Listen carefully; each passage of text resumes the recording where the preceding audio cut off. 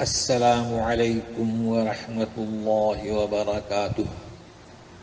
Daily one page کے شعبے سے آج کے پیج کا نمبر ہے 359، جس میں سورۃ النور کی اختتامی آخری آیات 62، 63، 64 پلس سورۃ الفرقان کی ابتدائی دو آیات 01 سے لے کر 02 تک۔ اعوذ باللہ من الشیطان الرجیم۔ انما المؤمنون الذين آمنوا بالله ورسوله وإذا كانوا معه على أمر جامع لم يذهبوا حتى يستأذنوه إن الذين يستأذنونك أولئك الذين يؤمنون بالله ورسوله فإذا استأذنوك لبعض شأنهم فأذن لمن شئت منهم واستغفر لهم الله إن الله غفور رحيم۔ دیکھیے آیت میں ظاہری طور پر بھی باریک پہلو ہے اور معنی مفہوم میں بھی۔ تو دوسری لائن پر دیکھیے، ان الذین یستأذنونک، نون دوسرا نون بھی پڑھا جا رہا ہے، اسی کے نیچے دیکھیے فَإِذَا اسْتَأْذَنُوكَ، اب دوسرا نون ساکت ہوا ہے۔ تو یہ گرامر مجھے آپ کو سمجھانا ہے، تو ابھی اتنا نوٹ کر لیں، یہ کب ساکت ہوتا ہے، کب پڑھا جاتا ہے۔ اب اس کے معنی مفہوم میں بھی باریکی ہے کہ یقیناً جو لوگ اللہ پر، اس کے رسول پر ایمان لاتے ہیں، انما المؤمنون یعنی یہ مؤمنین، جب معہ آپ صلی اللہ علیہ وسلم کے ساتھ ہوتے ہیں، علی امر جامع کسی ایسے کام پر، کسی ایسے معاملے پر جو مل جل کر کرنا ہوتا ہے، تو لم یذهبوا حتی یستأذنوا، آپ سے اجازت لیے بغیر نہیں جاتے۔ تو اس میں باریک پہلو کیا ہے کہ ایسا معاملہ جو مل جل کر کرنا ہے تو جو اجازت لے کر جاتے ہیں ان کی تعریف بھی ہے۔ دیکھیے جو لوگ آپ سے اجازت لیتے ہیں یہی ہیں ایمان لانے والے اللہ پر، اس کے رسول پر۔ اس کا مطلب یہ ہوا کہ جو اجازت لیے بغیر جاتے ہیں وہ منافق ہیں۔ تو جب آپ سے اجازت لیں کسی اپنے خاص معاملے پر، لبعض شانہم، تو آپ کو اختیار ہے جسے اجازت چاہیں دے دیں۔ اب اجازت دے دی، تعریف ہوئی اجازت مانگنے والوں کی، آپ کو اختیار دیا گیا، ہمارے ساتھ کیسا رحم کرم کا معاملہ ہے۔ اب جو یہ لوگ چلے گئے اجازت لے کر، تو جو کمی رہ گئی، تو اے رسول واستغفر لہم اللہ، ان کے لیے اللہ سے معافی طلب کریں، اس لیے کہ اللہ غفور الرحیم ہے۔ ابھی خاص پہلو یہ بھی نوٹ کر لیں، ایک تو مومنین کے شان، ان کی تعریف، اور رسول اس وقت زندہ ہیں، باحیات ہیں، ان سے کہا جا رہا ہے کہ آپ اللہ سے درخواست کریں کہ ان کی اس کمی کو معاف کر دیں۔ ہمارے یہاں کیا تصور ہے کہ رسول تو ابھی قید حیات نہیں، اس کے باوجود وہاں جا کر انہی سے، یعنی مدینہ منورہ جب پہنچتے ہیں تو انہی سے معافی طلب کرتے ہیں، اور جا کر کیا، وہ تو اپنے اپنے گھروں میں بھی۔ تو یہ عجب پہلو ہے، ہم مسلمانوں کا غلط تصور ہے۔ تو ہم اس لیے سمجھا رہے ہیں کہ اس آیت سے انہیں سمجھانے کی کوشش کریں۔ بھئی رسول بھی جب زندہ تھے تو اللہ سے درخواست کرتے تھے کہ انہیں مومنین کو معاف کر دیں، تو ہم اللہ سے مغفرت طلب کریں۔ اب اگلی آیت میں جو بیان کیا جا رہا ہے کہ ہے لفظ دعا، دعا، لیکن وہ دعا نہیں جو ہم دعا کرتے ہیں، حالانکہ اس کے معنی وہی ہیں، ہم کسی کو پکارتے ہیں، تو اس کے معنی ہے بلانا۔ تو رسول کسی بات کے لیے بلائے، علی امر جامع، ایسے بات کے مل جل کر کرنا ہے، اور کوئی آپ کا ساتھی آپ کو بلائے تو دونوں میں فرق کریں، کچھ نہیں۔ لا تجعلوا دعاء الرسول بينكم كدعاء بعضكم بعضا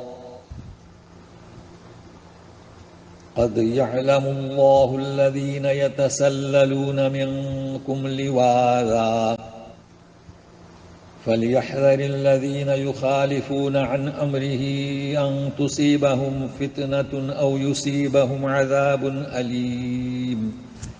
رسول جب تمہیں بلاتا ہے تو اسے آپ آپس میں ایک دوسرے کو بلانے کی جیسا نہ سمجھیں، رسول بلا رہا ہے۔ تحقیق کے اللہ انہیں جانتا ہے جو یتسللون، آنکھ بچا کر چل دیتے ہیں، کھسکتے ہیں تم میں سے، لواذا نظریں بچا کر کسی چیز کو آڑ بنا کر، تو انہیں چاہیے فَلْيَحْذَرِ الَّذِينَ، جو لوگ مخالفت کرتے ہیں آپ صلی اللہ علیہ وسلم کی بلانے کی، ایسا نہ ہو کہ ان پر کوئی مصیبت آ جائے یا ہے کہ عذاب دردناک۔ الا ان للہ ما فی السماوات والارض قد يعلم ما انتم علیہ ویوم یرجعون الیہ فینبئهم بما عملوا واللہ بکل شیء علیم۔ سنو، آسمان و زمین میں جو کچھ ہے سب اللہ کا ہے، اور اللہ خوب جانتا ہے جس پر تم ہو، اور قیامت کے دن اسی کی طرف لوٹائے جائیں گے، یرجعون الیہ، تو انہیں آگاہ کر دیا جائے گا ان کے کرتوتوں سے، اور اللہ تعالیٰ ہر چیز سے خوب علیم، جاننے والا ہے۔ بسم اللہ الرحمن الرحیم۔ تبارک الذی نزل الفرقان علی عبده لیکون للعالمین نذیرا۔ بہت ہی بابرکت ہے، تبارک، انتہا درجے کی بابرکت، وہ ذات جس نے فرقان اپنے بندے پر اتارا۔ فرقان سے مراد کیا؟ حق و باطل کے درمیان فرق کرنے والی، تو مراد کتاب، ذالک الکتاب، یہ ہماری کتاب، لیکون للعالمین نذیرا، تاکہ سارے جہاں والوں کو آگاہ کرے، عالمین سارے جہاں۔ الذی لہ ملک السماوات والارض ولم يتخذ ولدا ولم يكن له شريك في الملك وخلق كل شيء فقدره تقديرا۔ ملک، آسمان و زمین کی بادشاہت اسی کے لیے، سلطنت اسی کے لیے، اس نے کسی کو اولاد نہیں بنایا اور نہ کسی کو شریک سلطنت میں، نہ کسی کو اولاد، کوئی لڑکا کوئی بھی، اور سلطنت میں شریک بھی نہیں۔ اس نے تو ہر چیز کو پیدا کیا، تو اسے ضرورت کیا، اور پیدا کیا تو فقدرہ تقدیرا، یعنی جو بنایا ہے نہایت ہی تناسب کے ساتھ، مناسب انداز میں۔ آپ اپنی انسان کی جسم باڈی پر آپ غور کریں کہ ہماری آنکھیں کہاں رکھی ہیں؟ پیشانی پر نہیں رکھی، بلکہ پیشانی کے نیچے اور کچھ اندرونی حصے میں، تاکہ تپش سے محفوظ رہیں۔ کان کہاں بنائے، ناک کہاں بنائے؟ اچھا، آپ مقابلہ کر کے دیکھیں کہ جانوروں کی یہ چیزیں کہاں ہیں؟ ہماری اوپر ہیں، تو اوپر سے آپ کافی چیزیں ایک ساتھ بیک وقت دیکھ سکتے ہیں، اور حیوانات، جانور نیچے، وہ محدود چیزوں کو دیکھ پاتا ہے۔